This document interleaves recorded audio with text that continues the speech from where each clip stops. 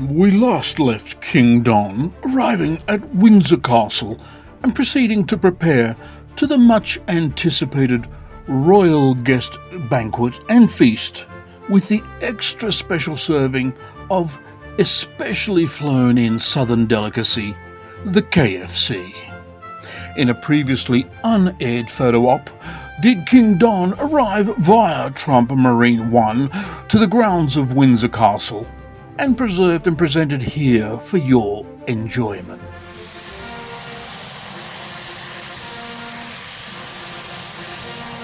At ease. Hello, Willie. Nice to see you again. How are you? And Miss Kate, you're looking foxy as usual. Have you met the missus? No need to bow.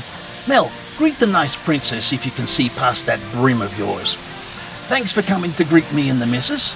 Where's that sly snake in the grass? Your dad, Chuck King. That aging sovereign of England, Ireland, Scotland and Wales.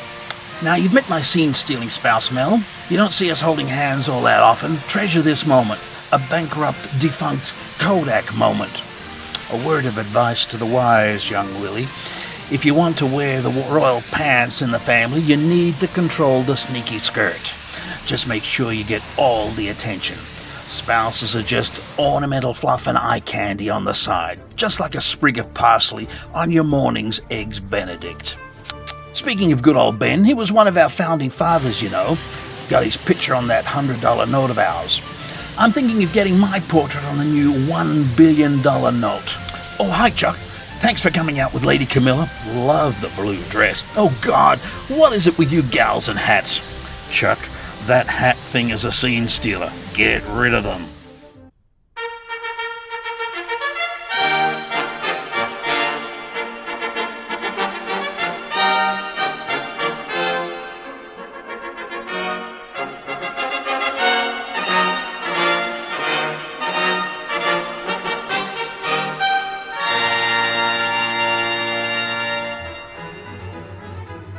Oh, it's nice to see Cookie here from Apple. I need to have a chat to him about his AI involvement.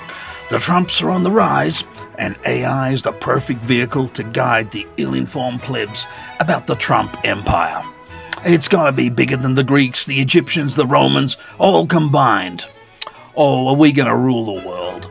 You must come down to our neck of the woods and get along to Bohemian Grove, a special little place in the woods in California, that is. That's where all the action is. I'll arrange a special invite. Not that you really need one. I heard there's some sort of conflict between the Illuminati and the lizard people. You're a part of that crowd, aren't you? Sounds like a squabble between the Borg and the Fremen, from what I understand. And the other word in the street is Zuckerberger is also a member of your clan. Not that there's anything wrong with that. Now, Little Barrow showed me a bunch of stuff online about Queen Lizzie being a part of that crowd. I won't ask where your predecessors came from, though I did hear Germany is the center of your universe. Isn't that where Sieg Heil comes from? Oh, never mind. That's a sore point for all of you, dare I say, Nazis.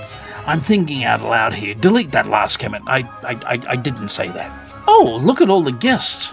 None more important than me, of course. Oh, I guess you too, and that other hat-bearing spouse of yours. I told you, Chuck, get rid of the headdress. You know, the word in the street is, she's not a real queen. She's been using you to get to the royal top of the pile. I keep telling you, Chuck, these women are crafty. Now, Lady Di was an exceptional woman. My heart goes out to her. What the paparazzi did to her is unconscionable. Goodness me, note to self, that desk calendar word of the day thingy really works a treat. I must get one for Don Jr. and the other one. God knows they need. Little Barrows seems to be all up on this high-tech stuff and the real fancy words.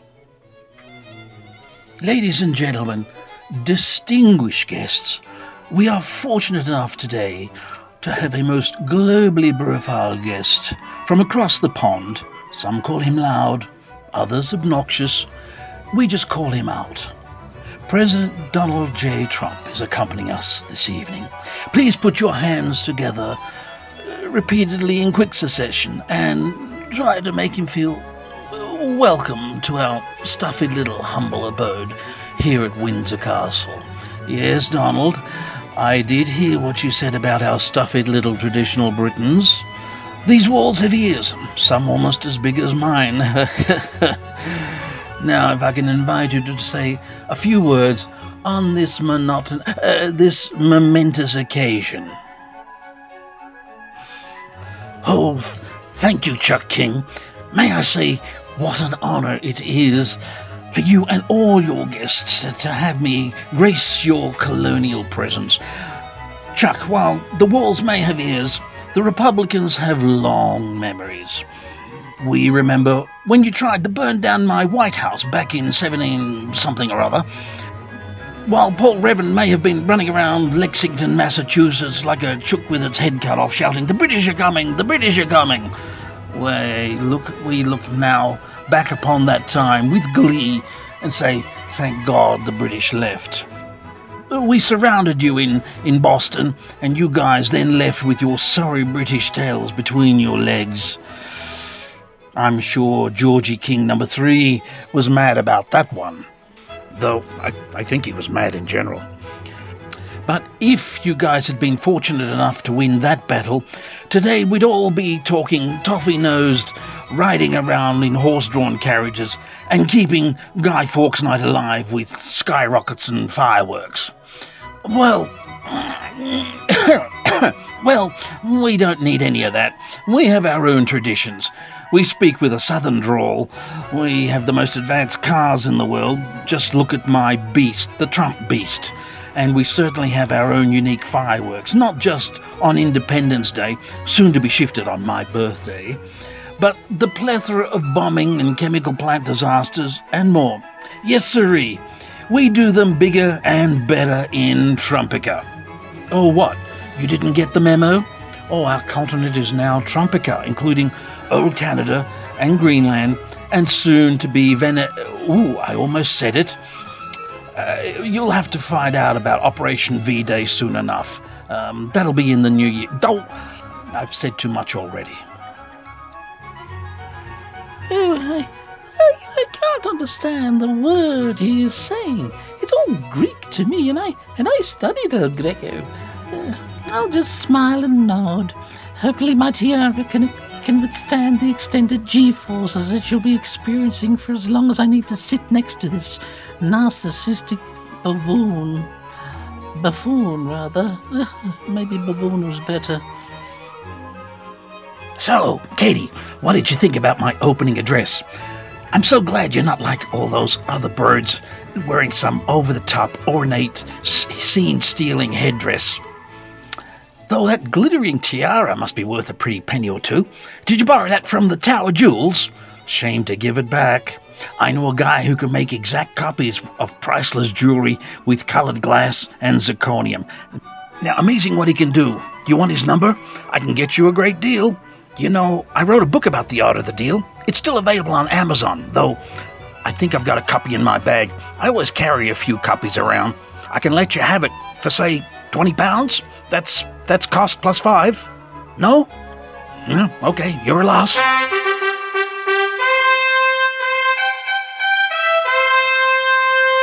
Oh, here's the highlight of the evening.